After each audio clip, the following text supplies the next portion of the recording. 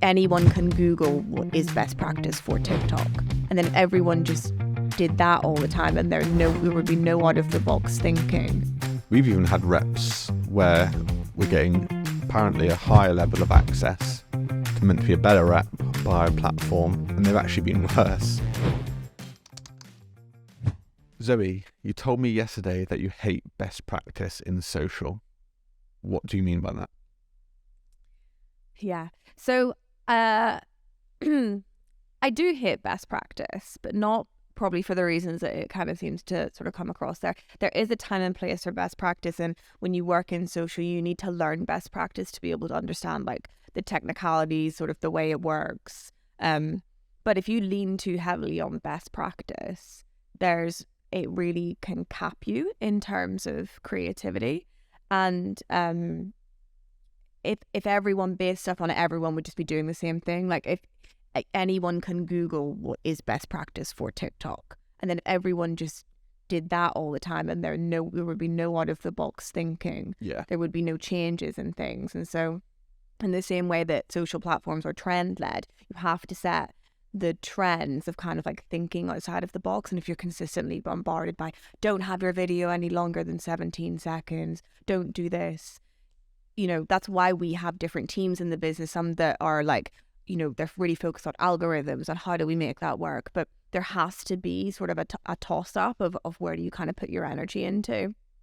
And I just don't think, savage as it is, and quite a lot of the times, like we'll get onto calls with like reps from platforms and stuff, and they'll just regurgitate best practice and not actually give you any unique ideas. And a lot of the times clients are like, oh, there's no point getting a platform involved in it because they're just going to tell us the same thing they tell us every single time. Like you're better to pull your conclusions based on real life data as opposed to what a platform tells you you should be doing. We've even had reps where we're getting apparently a higher level of access to meant to be a better rep by a platform, and they've actually been worse.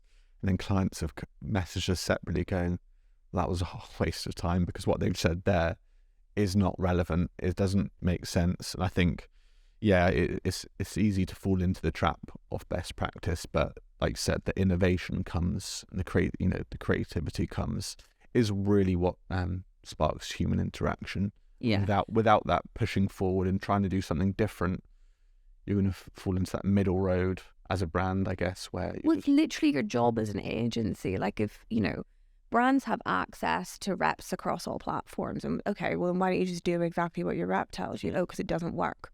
There you go. That's why you need people that are consistently in platforms that can draw their own conclusions, find their own gatherings, as opposed to just doing what's written down on a piece of paper. Yeah, and often those reps have never actually been in platform or like actually ran campaigns, created content themselves. So they can only give what's the right thing to say, but actually in reality it's a whole different world from that. And whilst we talk about like logic, I'd say paid media is maybe like a little bit different because it is a biddable media, and when organic you're sort of at the helms of consumer habits from consuming media, if that makes sense, and algorithms that can change all the time. But it's not always logical. Do you know what I mean? It's not always reliant on a technique. It's not like maths in terms of like put this type of video out at this time with this caption on it with using these hashtags. Like it doesn't work like that. You need to be more creative than that. And you might find that for a 3-month period before an algorithm change, you might be like, yes, I cracked the algorithm. But you won't do that by following best practice guidelines. You'll do that by being creative yourself. So I think if you follow best practice guidelines all the time, you're lazy. True. On the other hand, though, can best practice be a good place to follow? It's the first place you should start. If you're learning social media and you're at the start of your career, it's the first thing, it's why we put our team through Blueprint. It's why we put them through the TikTok Academy. It's really important. You need to understand that, and it gives you a really basic understanding for paid about biddable media. Like, what are CPMs? How do they fluctuate? What's good creative look like? And you should always sort of innovate outside of that, but it's going to give you a really good base knowledge of how the platforms work. And, I would almost say like go like a step further, like learn about, you'll get taught in best practice like what the algorithm wants to see, but be inquisitive, like ask further questions like, what is an algorithm?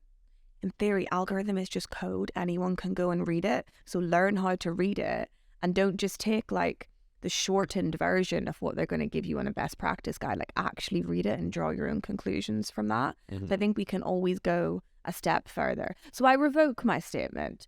If you're using best practice smartly, you're not lazy. But if you're not being creative with it, then that's just silly. But if you are just taking like, you know, when Facebook goes, okay, this is what we recommend to do this quarter, and you're just going, okay, that's all I'm going to do.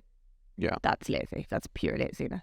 I think where people can begin to start stepping outside of it is drawing inspiration from areas outside of social, learning deeper into the business, profit margins, looking at, you know, larger creative campaigns for more of that organic content. What are people doing on TV? You know, how, you know, even though it doesn't relate in the same style of content, it allows you to have those like bigger thinking ideas. One thing I really love at the minute, and this is kind of off piece, so apologies, is like TikTok has really brought back like the core of content marketing. Because if you think about it, TikToks and a lot of the headlines and a lot of the hooks is your traditional blog content marketing. 5 things you need to know before X. 10 things you need to know, 5 places to visit here. And a lot of TikTok content that does the best will have that contextual narrative at the start, but it's just in the digital format. So maybe we've regressed, but in a positive way. Our last podcast was about TikTok versus Instagram, and you're still debating me, Zoe. I am. Yeah. I love TikTok. I love Instagram too. I won't go back into the debate about Instagram, my side.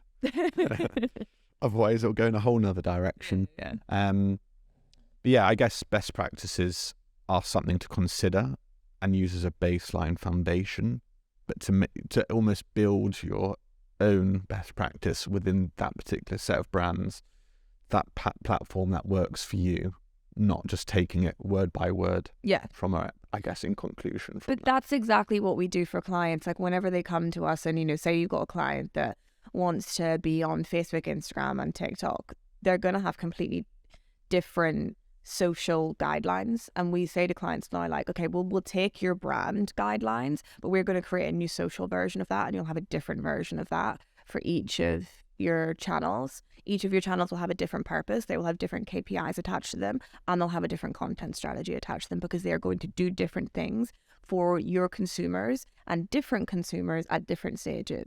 So applying like a one blanket rule across everything is different. When we go back to social best practice, you will have different best practice documents from each of these different platforms. But where the real magic comes in is whenever you're innovating and basing your strategy based on your product and your audience.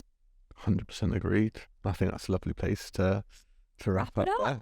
And yeah, thank you very much for that. I know it's always a debate internally. It's always where you're trying to push teams to think bigger, grow within their sort of roles and their ideas and thinking.